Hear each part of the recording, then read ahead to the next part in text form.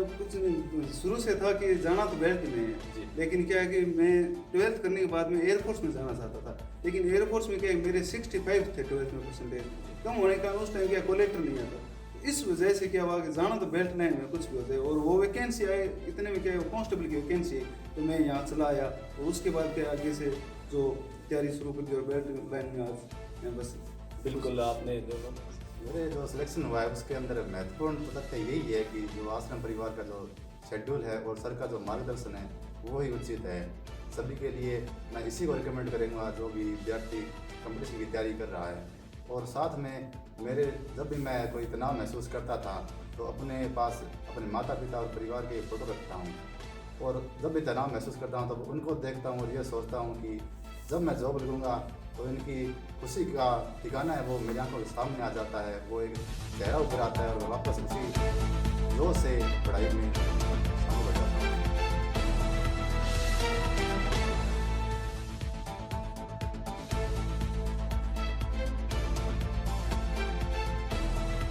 नमस्कार, भारतीय आश्रम परिवार में मैं अनुराग उपाध्याय एक बार पुनः आपका बहुत बहुत स्वागत करता हूं। सफल व्यक्तित्व साक्षात्कार का समय है और हम समय समय पर आपको इस कार्यक्रम के माध्यम से ऐसे सफल व्यक्तियों से मिलवा रहे हैं जिन्होंने कठिन परिश्रम और मेहनत कर अपने लक्ष्य को हासिल किया। दोस्तों, आज का जो हमारा कार्यक्रम है ये कुछ खास रहने वाला है। जी हाँ, सफल व्यक्तित्व साक्षात्कार के साथ संगत का असर, इसमें इसकी कुछ झलकियां आपको नजर आएगी। आज के कार्यक्रम में हमारे साथ दो ऐसे दोस्त मौजूद हैं जिन्होंने साथ में ही मेहनत की थी और स्कूली शिक्षा के बाद ये साथ में जुड़े और निरंतर साथ में रहना, साथ में पढ़ाई और कठिन परिश्रम किया।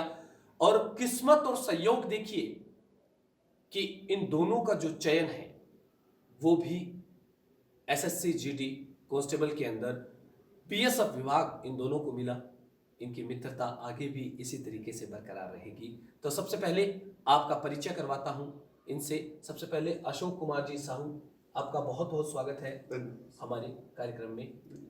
और सोमवीर जी चोटिया, सोमवीर जी बहुत बहुत स्वागत है और बहुत बहुत शुभकामनाएं आप दोनों को। धन्यवाद सर। तो हमारा ये जो सेशन रहेगा, हम इसमें सामान्य बातचीत करेंगे कि किस तरीके से आप दोनों ने तैयारी जो शुरू की और किस तरीके से अपने लक्ष्य को हासिल किया।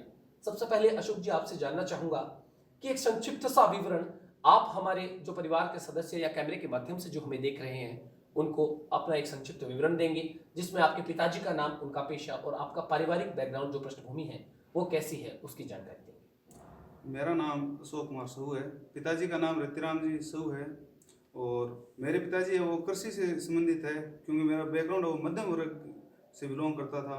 और मेरी जो स्कूली शिक्षा है वो पहली क्लास से लेकर 9th क्लास तक मेरे अंकल की स्कूल में खुद की वहीं पर हुई थी। उसके बाद 10th क्लास मैंने पल्लू राजस्थान शिशु शिक्षण संस्थान से की थी। उसके बाद 11th और 12th मैंने विवेकानंद फाउंडेशन क्लासेज फतेहपुर शेखावाटी से की थी, जिसमें मेरे पास पीसीएम सब्जेक्ट था। जी बिल्कुल अशोक कुमार जी, एक चीज छोटी सी जो कि शायद मुझसे भी छूट गई है, आप बताएं कि आप मूलतः निवासी कहाँ के हैं? मैं लूनकर से तहसील में अर्जुन सर के पास में एक गांव है गणेशपल्ली, वहाँ से बिलोंग करता हूँ। और हम 2 भाई हैं, एक मुझसे बड़ा है मेरा भाई जी। वो क्या कर रहे हैं? वो अभी पहले तो जब मैं तैयारी करता था उस टाइम तो वो के स्कूलों में पढ़ाया करते थे, और उनकी बदौलत और उनकी मेहनत से ही क्योंकि मैं आज यहाँ तक पहुँचा हूँ। बिल्कुल, उनका आप धन्यवाद ज्ञापित हाँ, करते बहुत बहुत हैं। धन्यवाद करना चाहता हूँ उनका। सोमवीर जी, आपसे एक संक्षिप्त विवरण जो आपका है, एक पृष्ठभूमि, पारिवारिक पृष्ठभूमि, उसके बारे में आप हमारे जो दर्शक हैं दर्शकों को बताएं। मेरा नाम सोमवीर चौटिया है, मेरे पिताजी का नाम श्री मगाराम जी चौटिया।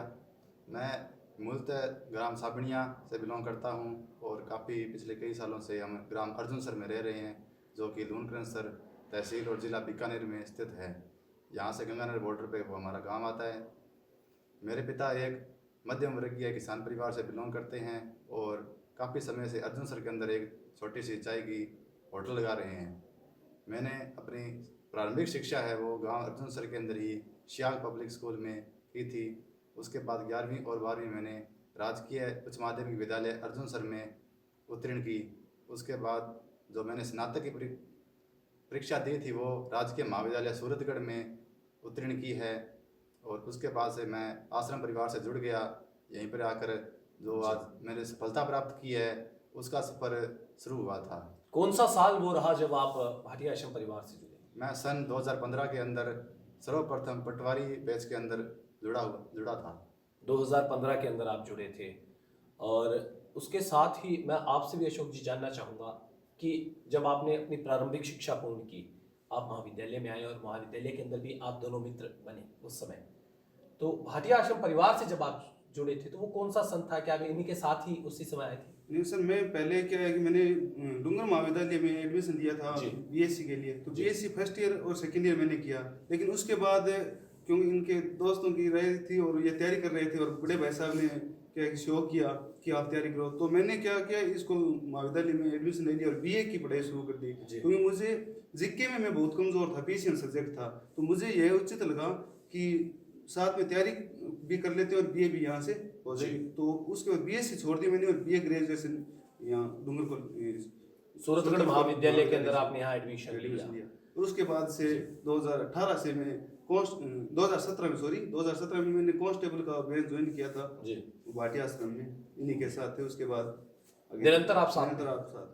अशोक जी, कौन सा जिंदगी का वो पल था जो एक मोड़ होता है जिस समय आपको अपने लक्ष्यों के लिए आपके दो रास्ते जा रहे होते हैं और आपको उन दो रास्तों में से एक रास्ते का चयन करना पड़ता है और आपने इसका चयन किया? वो कौन सा समय था, कौन सा दौर था? दौर था कि हम दोनों भाइयों को पिताजी ने पहले पढ़ाया, ठीक है, क्योंकि मैं उनका बहुत शुक्रिया। इस कंडीशन में कृषि पे क्या है कि ज़्यादा वो पानी वगैरह वो लगता नहीं है, नहरी इलाका है, तो उन्होंने क्यों बिरानी सिस्टम है हमारे सारा, तो उन्होंने जिस लगन से पढ़ाया तो हमें यह लगा कि इन्होंने मेहनत की है। और गांव में कोई जॉब लगते थे तो उनके थोड़ा सा फीलिंग मतलब होता था कि मेरा बच्चा भी कभी जॉब लगेगा क्या, तो इसलिए कि फिर मैंने मेहनत की कि उनको एक यह करके दिखाना है कि जैसे तैसे भी। तो आज मैं तो बहुत खुश थे उस दिन, जिस दिन रिजल्ट आया था रात को 11 बजे, तो उसके बाद पूरी रात उनको खुशी होता है। बिल्कुल, एक जो पिता है उन्होंने अगर कठिन परिश्रम किया हो अपने परिवार के लिए और मेहनत की है, आपके लिए सेक्रीफाइसेस किए हैं, इतना त्याग किया हो, तो जब उनके बच्चे का चयन होता है तो निश्चय ही उनको खुशी होनी वाजिब है और होती भी है। बिल्कुल। सुमन जी, आपसे जानना चाहूँगा कौन सा समय वो था, कौन सा दौर वो था जिस समय ये चयन किया कि आप इसकी तैयारी करेंगे? जी सर, मैंने पहली बार उस समय यह महसूस किया कि सरकारी नौकरी में जाना चाहिए जब मेरे साथ के साथी, उनका मैं नाम लेना चाहूँगा, सुनील कुमार सारण और राकेश ओझा, वो यहाँ पर भाटिया आश्रम परिवार से जुड़े स्नातक करने के बाद जी और आरएस के बैच में आते थे। लगभग उनका 6-7 लड़कों का ग्रुप था, दोस्त थे, तो उनको देखकर मैं अभिप्रेरित हुआ कि मुझे भी भाटिया आश्रम जाना चाहिए और सरकारी नौकरी की तैयारी करनी चाहिए। जी, आप दोनों यहाँ साथ में ही रहते थे? हाँ सर, साथ में रहते थे। आप यहाँ साथ में रहते, तो आपकी जो पढ़ाई रहती थी तो वो शेड्यूल किस तरीके से, सुबह जैसे आप भाटिया आश्रम परिवार में आपकी क्लासेस जो होती थी, क्लासेस के बाद की जो पढ़ाई रहती है वो किस तरीके से दोनों साथ में मैनेज करते थे? आपसे जानना चाहूंगा अशोक जी। सर क्या है कि हम यहाँ से जाते थे, ठीक है, तो हमारा मतलब एक शेड्यूल था, सिस्टम था, जो दिया है सर ने शेड्यूल, उस शेड्यूल को क्लियर करना है। अगर शेड्यूल क्लियर हो गया तो श्योर था हमारा सिलेक्शन हो जाएगा। तो हम दोनों उसी पे अमल करते थे। कोई अगर मेरे को दिक्कत आती तो उसका सोल्यूशन, मतलब मेरे जैसे मैथ सब्जेक्ट था तो मैथ, और बाकी जीके मेरा थोड़ा कमजोर था तो मैं इनसे डिस्कस कर लिया करता था। आपका जीके मजबूत है? हाँ जी सर, क्यों मैं शुरू से ही आर्ट्स का स्टूडेंट रहा हूँ जी। मेरे आर्ट्स के तो सब्जेक्ट थे हिस्ट्री, पॉलिटिकल और ज्योग्राफी, तो उसकी वजह से मुझे काफ़ी उसका ज्ञान था। जो मतलब जो चीज़ आपकी मजबूत थी, आपने आपके दोस्त की, आपके मित्र की जो चीज़ कमजोर थी उसे मजबूत बनाने के अंदर आपने इनकी सहायता की। ऐसा कोई आपका सब्जेक्ट रहा है जिसमें आपको थोड़ी सी कोई दिक्कत आती हो? मुझे मैथ में दिक्कत आती थी। और मैथ्स इनकी अच्छी थी क्योंकि ये 12वीं के अंदर फिजिक्स, केमिस्ट्री, मैथ के इनके सब्जेक्ट रहे हैं, तो दोनों आपस के अंदर एक दूसरे के लिए सहारे का काम करते थे और सारे काम करते थे। वहां तक ही नहीं सर, उसके बाद में जब फिजिकल का टाइम आया तो हमारा कि दोनों की वेट बहुत ज्यादा था, लगभग 85-86 वेट था। तो सब बोल रहे थे इनसे फिजिकल नहीं होगा, पेपर तो क्लियर कर दिया। तो फिर हमने ठान लिया कि अब तो सबको करके दिखाना है कैसे। तो एक हमारे साथ थे जो उनका भी हुआ था लेकिन वो फिर मेडिकल में रह गए थे, तो सुनील जी बादू, उनका बहुत बहुत धन्यवाद करना चाहता हूँ क्योंकि उनकी वजह से और हम दोनों का फिजिकल क्लियर हुआ था। और उसके बाद मेडिकल के लिए भी वेट में 65 के लिए बोला था और हम दोनों ने मेडिकल में 65 वेट। तो उसकी जो तैयारी थी वेट की, उसके लिए आपने क्या किया? उसके लिए हम सुबह और शाम ग्राउंड जाते थे रनिंग करने। तो पहले फिजिकल के लिए तो मुश्किल से ही वो, क्योंकि बहुत मेहनत की थी, इतना टाइम 1.5 महीना मिला था, उतने में हमारे से सिर्फ वो फिजिकल वाली पूरी क्लियर हुई थी दौड़। लेकिन उसके बाद क्या हुआ कि हमने ग्राउंड जारी रखा और 5 किलोमीटर के बाद हमने धीरे धीरे लास्ट स्टेज आ गया जिस टाइम हमारा 65 वेट था, हम 10 किलोमीटर सुबह रनिंग करते थे, उसके बाद शाम भी और जिम भी प्रतिदिन जाते- आप 10 प्रतिदिन किलोमीटर। running तो लगभग कितने महीने आपको तैयारी 10 किलोमीटर तक पहुंचने के लिए कितना समय लग गया? समय सर लगभग दिसंबर तक जाते जाते हम ये पहुंचे थे, और हमारा अगस्त में फिजिकल हो गया था, अगस्त सितंबर में फिजिकल हुआ था। उसके बाद जारी रखा, फिर वापस आप और साथ में जिम भी ज्वाइन कर लिया था। पूरा दिन रोटेशन ये रहता था, थोड़ा खाना बस सौम्य मेहनत जी, ज्यादा करना।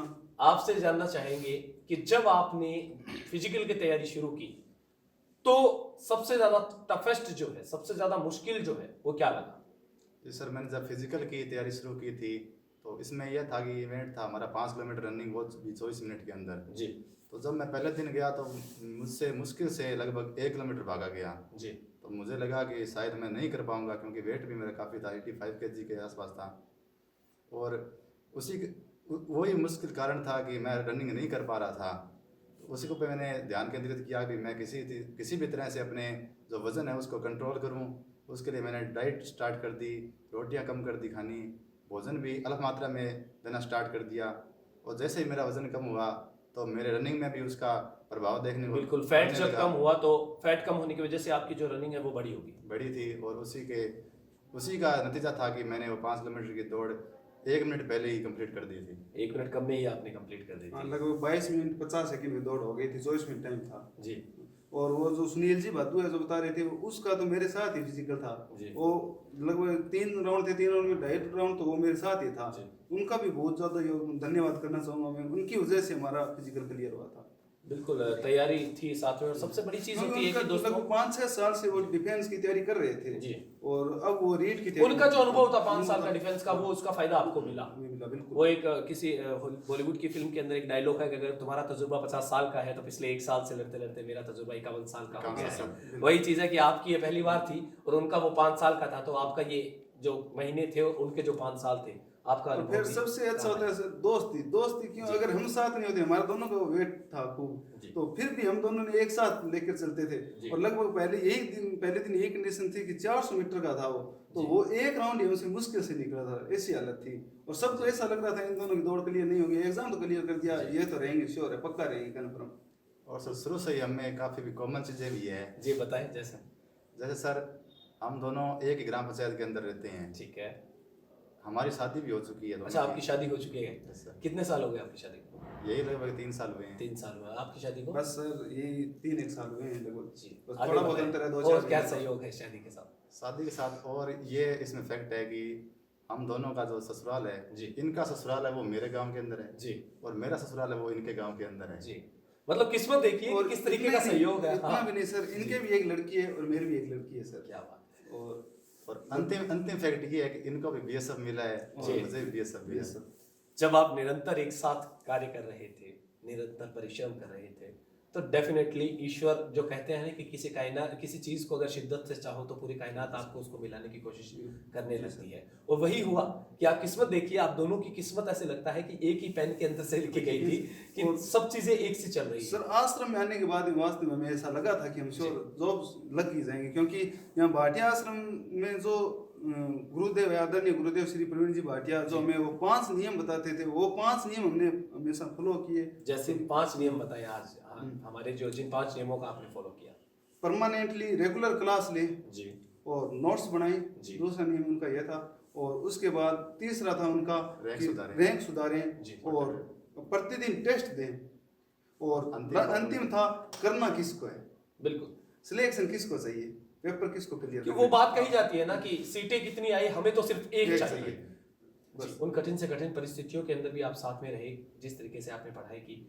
मैं कुछ जानना चाहूंगा आपके बारे में कि एक दोस्त जो है वो दोस्त की बातें सभी जानते हैं, और वीक पॉइंट आपको क्या लगता है उनका सबसे बड़ा वीक पॉइंट कौन सा है? सर मुझे ऐसा नहीं लगता कि इनका कुछ weak plus point? Plus point sir ये हमेशा हमारे मतलब बीच में जब भी बातें होती थी तो सिर्फ घर वालों के लेकर होती थी या फिर हमारी पढ़ाई से संबंधित होती थी। इससे ज्यादा अगर कुछ कभी मतलब मेरे मन में कोई नेगेटिव थॉट आती या मैं मतलब थोड़ा सा नर्वस होता तो ये मुझे क्या है कि थोड़ा मतलब मोटिवेट करते थे। आपको क्या लगता है इनकी कोई ऐसी बात जो आपको सबसे ज्यादा अच्छी लगती है? यही है सर, इनका पर्सनैलिटी है खुद की, वो भी इतनी अच्छी है कि इनका व्यक्तित्व जो है इस चीज का। जी, हंसमुख रहते हैं हमेशा, बाधाओं से घबराते नहीं है कभी, कठिन परिस्थितियों में भी धैर्यपूर्ण तरीके से काम करते हैं। तो यही उनकी बहुत अच्छी बात मुझे लगती है। बिल्कुल। और एक छोटी सी चीज, आपकी हॉबीज के बारे में जानना चाहूंगा, अपनी हॉबी बताएं पहले। सर मेरी हॉबी, जब मैंने स्टार्ट किया था, कंपटीशन लाइन में आया था तब जी उस वक्त मुझे पुलिस लाइन में जाने का बहुत मन था। जी और उसी पुलिस लाइन के जो दिलचस्पी थी उसी कारण मुझे थ्रिलर फिल्मों का शौक लग गया था। जी और यही मेरी हॉबी थी कि मैं थ्रिलर फिल्में ज़्यादा देखता हूँ। कभी भी मुझे टाइम मिलता है, जब मैं या कभी परीक्षा देने के बाद में थोड़ा फ्री महसूस करने की कोशिश करता हूँ, तब मैं थ्रिलर फिल्में ज़्यादा देखता हूँ। और आपकी हॉबीज? सर कुछ नहीं, शुरू से था कि जाना तो बेल्ट में है जी। लेकिन क्या है कि मैं 12th करने के बाद में एयरफोर्स में जाना चाहता था, लेकिन एयरफोर्स में क्या है, मेरे 65 थे 12th में परसेंटेज, जी। कम होने का उस टाइम क्या कलेक्टर नहीं आता, तो इस वजह से क्या हुआ कि जाना तो बेल्ट लाइन में कुछ भी हो जाए, और वो वैकेंसी आए इतने में क्या है, कांस्टेबल की वैकेंसी, तो मैं यहाँ चला आया और उसके बाद क्या आगे से जो तैयारी शुरू कर दी और बेल्ट लाइन में आज मैं बस। बिल्कुल, आपने दोनों ने और क्या है कि गांव में जब फौजी आया करते थे घूमने, तो उनके साथ जाना मतलब बहुत ज़्यादा पसंद थे वो लोग जी। तो ये सब था सर हमेशा। चलिए, आपको बहुत बहुत शुभकामनाएं। और आप दोनों से अगर मैं कहूं कि एक कोई ऐसा संदेश जो आप हमें, हमारे परिवार के जो सदस्य हैं उनको देना चाहें कि किस तरीके से वो तैयारी करें, वो संदेश अशोक जी पहले आप दें कि आपने किस तरीके से उसे फॉलो किया, और आप उन्हें जो संदेश देना चाहें उसके बाद सोमन जी आप। सर मैं तो यही बोलना चाहूंगा कि आए 4 महीने आए चले गए थे, निरंतरता जो है, निरंतरता है वो बनाए रखें। निरंतरता बनाए रखें। क्योंकि एक आप बार क्या संदेश कांस्टेबल दें? राजस्थान पुलिस में सर क्या है कि मैं रह गया था, तो जी। एक बार मैं नर्वस हो गया था, अब तैयारी नहीं करूंगा है, तो लगभग घर वालों ने भेज दिया कि नहीं तेरे को तैयारी करनी है भाई साहब ने, और तो मैं आ गया। लेकिन फिर मैं 10-15 दिन ऐसे थोड़ा सा मतलब एक बार नर्वस होता है थोड़ा, क्योंकि पहली बार था सर। बिल्कुल। फिर मैं क्या है आश्रम में आया वापस, आश्रम में आने के बाद में वही बस प्रवीण जी सर आए और वो बोल रहे थे 5 नियम, तो सर एक नई ऊर्जा के साथ वापस लग गए। बिल्कुल। आप क्या संदेश देना चाहते हैं? मेरे जो सिलेक्शन हुआ है उसके अंदर महत्वपूर्ण तो तथ्य यही है कि जो आश्रम परिवार का जो शेड्यूल है और सर का जो मार्गदर्शन है वो ही उचित है सभी के लिए। मैं इसी को रिकमेंड करूँगा जो भी विद्यार्थी कंपटीशन की तैयारी कर रहा है। और साथ में मेरे जब भी मैं कोई तनाव महसूस करता था तो अपने पास अपने माता पिता और परिवार के फ़ोटो रखता हूँ, और जब भी तनाव महसूस करता हूँ तब उनको देखता हूँ और ये सोचता हूँ कि जब मैं जॉब लगूँगा तो इनकी खुशी का ठिकाना है वो मेरी आंखों के सामने आ जाता है, वो एक चेहरा उभर आता है और मैं वापस उसी जोश से पढ़ाई में शामिल हो जाता हूँ। बिल्कुल, ये थे सोमवीर जी जिन्होंने बताया कि जब भी ये निराश होते हैं या बाधाओं के अंदर होते हैं तो अपने परिवार की एक तस्वीर अपने पर्स के अंदर रखते हैं, उन्हें देखते हैं और उनकी खुशी जो है उसे इमेजिन करने लगते हैं कि जब इनका चयन होगा तो उनके चेहरे पे जो खुशी है, जो मुस्कुराहट है, ये उसे महसूस करते हैं और वो बाधाओं को वो पार कर कर अपने लक्ष्य के प्रति आगे निरंतर चलते रहते हैं। तो अगली बार आपसे कार्यक्रम में मुलाकात होगी एक नए सफल व्यक्तित्व साक्षात्कार में नए व्यक्तियों के साथ। तब तक हमें दीजिए इजाजत। नमस्कार।